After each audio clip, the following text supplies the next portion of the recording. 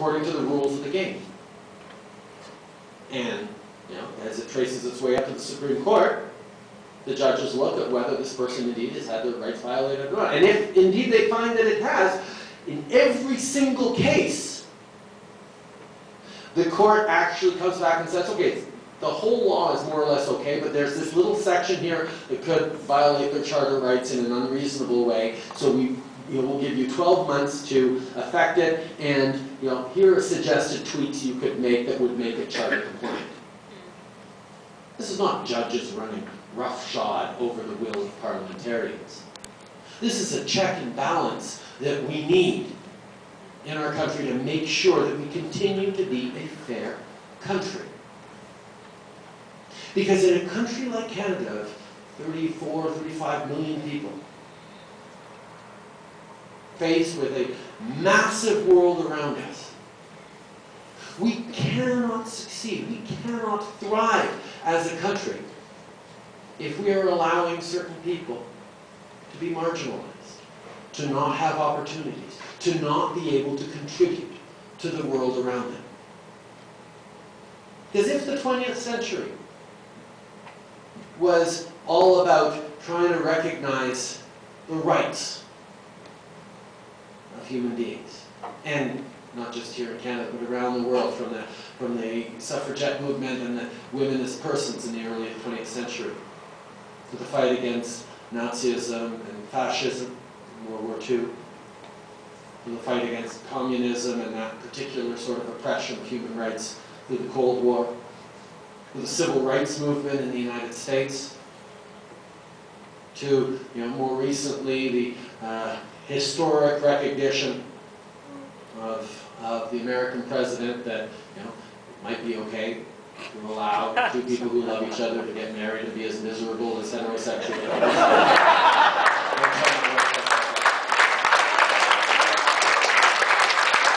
I mean, they're always a little bit behind us, so it's still very much a 20th century idea that we managed to slip in.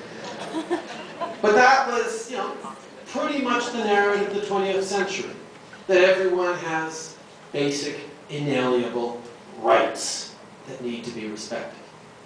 Canada has succeeded in that and is a model for constitutions around the world because of that. 21st century is going to be a different challenge. It's going to be building on the basic inalienable rights of everyone, to respecting and understanding and recognizing the basic inalienable value of every single individual. That everyone has something to contribute to the community, to the world, and more from being a way of trying to draw utility and economic significance out of every individual. It's an understanding of the basic core need that every single human being has as a human being, as a social animal. We need to be relevant. We need to feel like we have value to the world around us. We need to matter to our tribe. And we're in a country that has built up its international reputation, not by what it's managed to achieve, not by what it's managed to get from the world. When we show up as peacekeepers, when we fall way above our weight class in the trenches of World War I and the beaches of World War II, consistently we would give to the world. We would offer our solutions. We would share with the world. And human beings in the 21st century will not be defined in terms of their successes by what we accumulate, what we receive, whether it be wealth or material goods or power or fame or importance. We fundamentally get defined by what we have to offer the world around us. And that is the model for Canada. And that's where we have to go in politics. And politicians have spent far too much time trying to buy off voters. A boutique tax credit here, a blanket statement, we're going to tax the rich and give us more services there. Those are the answers you get from either side. I know it because in Quebec, for the past 30 years, politicians have been focused on, the Quebec politicians saying, see, Ottawa doesn't care about us because they don't give us enough. And Ottawa saying, no, we do love you. Here, we'll give you more, we'll give you more, we'll give you more. And Quebec was saying, thank you, and now we need a little bit more. And that's unfortunately the dynamic we've been stuck in. Well, in Quebec, we've got to stop that. But across the country, we've got to stop that. We have to stop trying to please people by offering them stuff. We have to start asking Canadians to contribute to their communities. Doesn't mean pay more taxes, but it means being active and engaged and thinking about how they can impact the world around them. You want to involve Quebec in this economy?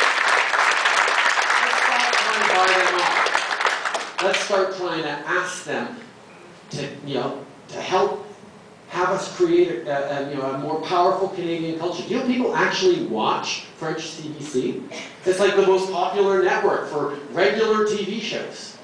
They manage to, they have gossip magazines and tabloids, and if you ask a Quebec school kid to name 5, 10 TV stars in Quebec, or Canadian TV stars, they'll list you off 20. From terrible reality TV shows to sitcoms to evening cop dramas, all made in Quebec.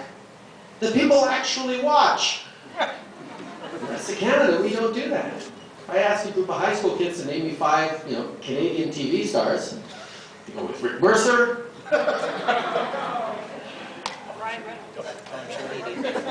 Don Cherry. Peter Mansbridge. And then they sort of run, and then they go, oh, Mike Myers and Jim Carrey and Celine Dion. I say, okay. We don't have that same culture. So Quebec has figured it out. So there's a pride around arts and culture that we can draw from. But every single corner of this country has solutions that we can build on and grow on. And some of the tremendous successes of Alberta go far beyond being able to extract accidents of geography that leave you big oil sands here. The technologies, the business know-how, the particular Western mentality that goes, that is so focused on strength and independence and freedom. These are things that the rest of the country does need to pay a little more attention to. But it won't happen as long as we have politicians that spend their time strategically dividing Canadians. As long as we have politicians that play to our baser natures, our fears and our insecurities, instead of building on our hopes and dreams. But the Liberal Party has always had a huge challenge, particularly in the last election. I said this a couple of times. That before we could demonstrate that we have a responsible platform that is not ideologically based, but value-based, based on evidence, based on studies, based on real solutions that are not just band-aids, but are long-term. Before we can convince people that we have the best vision for the country, we have to convince people that it's kind of important that a politician or a political party has a vision for this country.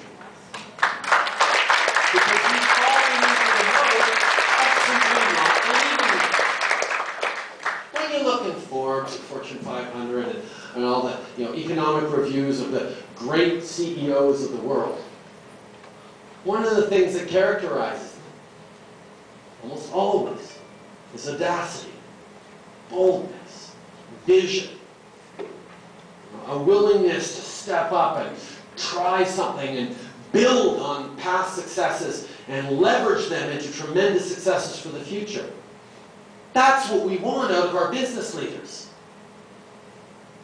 Why isn't that what we want out of our politicians? Why have we grown so cynical about the people we choose to speak for us in how we organize ourselves as a country? That we're prepared to believe the very, very worst